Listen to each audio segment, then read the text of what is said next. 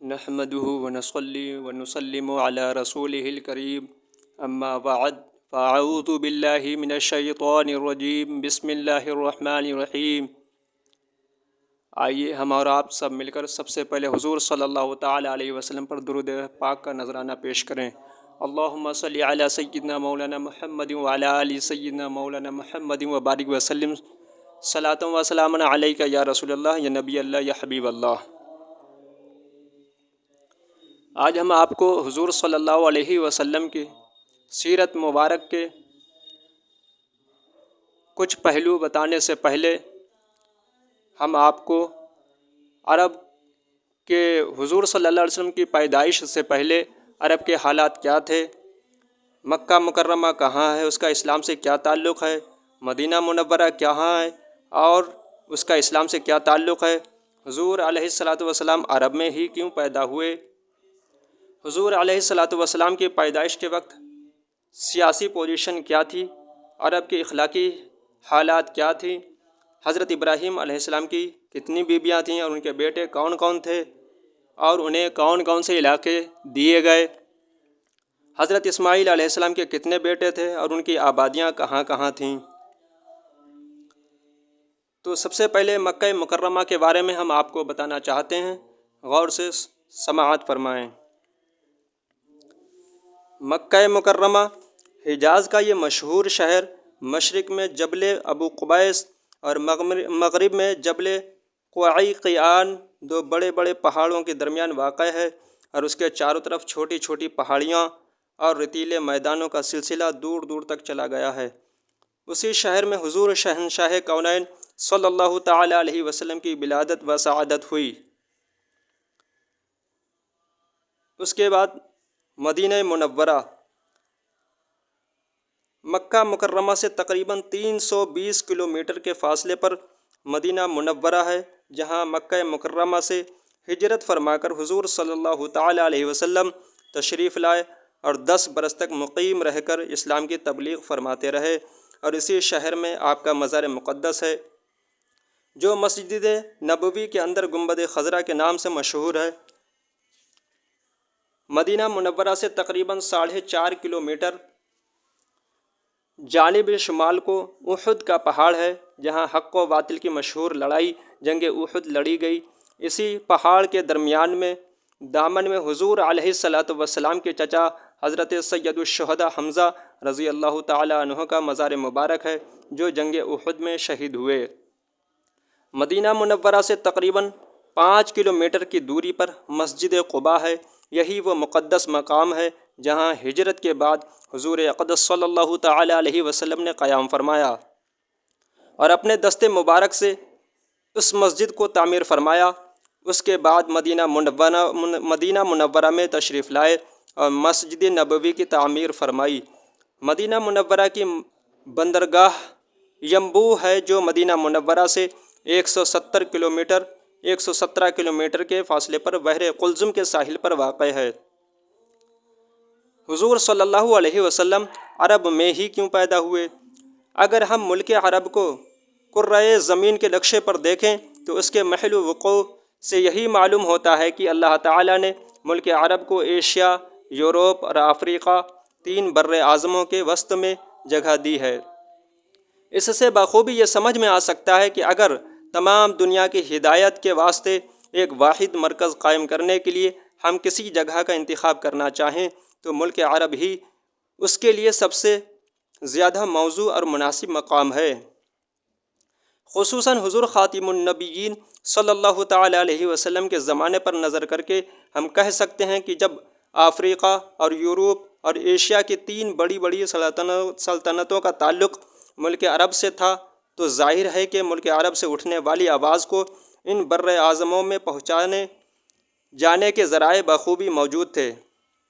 غالباً یہی وجہ ہے کہ حکمت الہیہ ہے کہ اللہ تعالیٰ نے حضور خاتم النبیین صلی اللہ علیہ وسلم کو ملک عرب میں پیدا فرمایا اور ان کو اقوام عالم کی ہدایت کا کام سپرد فرمایا۔ واللہ تعالی عالم۔ عرب کی سیاسی پوزیشن کیا تھی حضور صلی اللہ علیہ وسلم کی پیدائش سے پہلے؟ حضور نبی آخر الزماں صلی اللہ تعالی علیہ وسلم کی ولادت مبارکہ کے وقت ملک عرب کی سیاسی حالت کا یہ حال تھا کہ جنوبی حصے پر سلطنت حبشہ کا اور مشرقی حصے پر سلطنت فارس کا قبضہ تھا، اور شمالی ٹکڑا سلطنت روم کے مشرق شاخ سلطنت قسطنطنیہ کے زیر اثر تھا۔ اندرون ملک بزعم خود ملک عرب آزاد تھا، لیکن اس پر قبضہ کرنے کے لیے ہر ایک سلطنت کوشش میں لگی ہوئی تھی، اور در حقیقت ان سلطنتوں کی باہمی رقابتوں ہی کی طفیل میں عرب آزادی کی نعمت سے بہرور تھا۔ عرب کے اخلاقی حالات کیا تھے؟ عرب کے اخلاقی حالات نہایت ہی ابتر بلکہ بد سے بدتر تھی۔ جہالت نے ان میں بت پرستی کو جنم دیا تھا، اور بت پرستی کی لعنت نے ان کی انسانی دل و دماغ پر قابض ہو کر ان کو توہم پرست بنا دیا تھا۔ وہ بظاہر فطرت کی ہر چیز جیسے پتھر، درخت، چاند، سورج، پہاڑ، دریا وغیرہ کو اپنا معبود سمجھنے لگ گئے تھے، اور خود ساختہ مٹی اور پتھر کی مورتوں کی عبادت کرتے تھے۔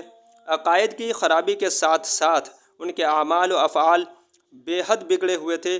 قتل، رہزنی، جوا، شراب خوری، حرام کاری، عورتوں کا اغوا، لڑکیوں کو زندہ درگور کرنا، عیاشی، فحش گوئی، غرض کون سا ایسا گندا اور گھناؤنا عمل تھا جو ان کے سرشت میں نہ رہا ہو۔ چھوٹے بڑے سب کے سب گناہوں کے پتلے اور پاپ کے پہاڑ بنے ہوئے تھے۔ اب آئیے ہم آپ کو بتاتے ہیں حضرت ابراہیم علیہ السلام کی کتنی بیویاں تھیں، اور ان کے کون کون سے بیٹوں کو کون کون سے عرب کے علاقے دیے گئے۔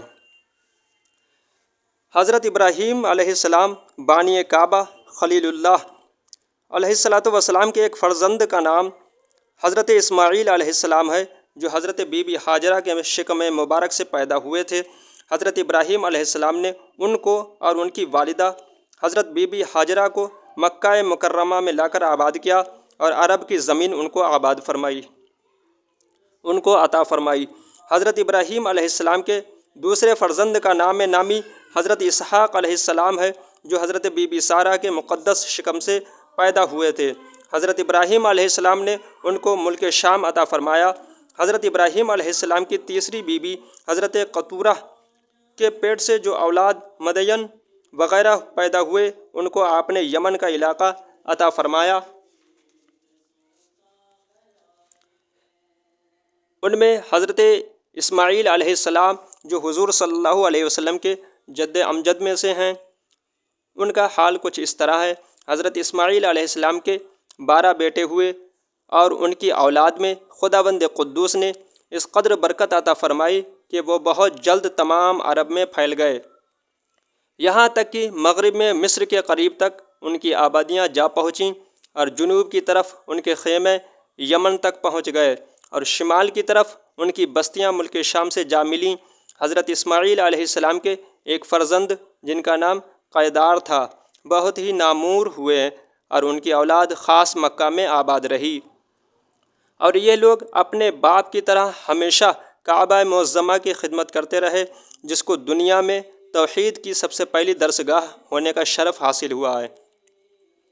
انہی قیدار کی اولاد میں عدنان نامی نہایت اولو العزم شخص پیدا ہوئے، اور عدنان کی اولاد میں چند پشتوں کے بعد قصی بہت ہی جاہ و جلال والے شخص پیدا ہوئے، جنہوں نے مکہ مکرمہ میں مشترکہ حکومت کی بنیاد پر سن 440 عیسوی میں ایک سلطنت قائم کی، اور ایک قومی مجلس پارلیمنٹ بنائی جو دارالندوہ کے نام سے مشہور ہے، اور اپنا ایک قومی جھنڈا بنایا جس کو لواء کہتے تھے۔ قصی کے بعد ان کے فرزند عبد مناف اپنے باپ کے جانشین ہوئے، پھر ان کے فرزند ہاشم، پھر ان کے فرزند عبد المطلب، یکے بعد دیگرے ایک دوسرے کے جانشین ہوتے رہے۔ انہیں عبد المطلب کے فرزند حضرت عبداللہ ہیں، جن کے فرزند ارجمند ہمارے حضور رحمت للعالمین صلی اللہ تعالی علیہ وسلم ہیں، جن کی مقدس سیرت پاک پڑھنے اور سنانے کا ہم کو شرف حاصل ہوا۔ اللہ تبارک و تعالیٰ اپنے فضل سے ہمیں ان باتوں پر عمل کرنے کی توفیق عطا فرمائے۔ آج کی ویڈیو میں بس اتنا ہی۔ استغفر اللہ ربی من کل ذنب واتوب الیہ، لا الہ الا اللہ محمد الرسول اللہ۔ انشاءاللہ تبارک و تعالیٰ اب ہم حضور صلی اللہ علیہ وسلم کی سیرت مبارکہ کے چند پہلو آپ کے سامنے اگلی ویڈیو میں اجاگر کریں گے، اور اس پر آپ عمل بھی کریں، دوسروں کو شیئر بھی کریں۔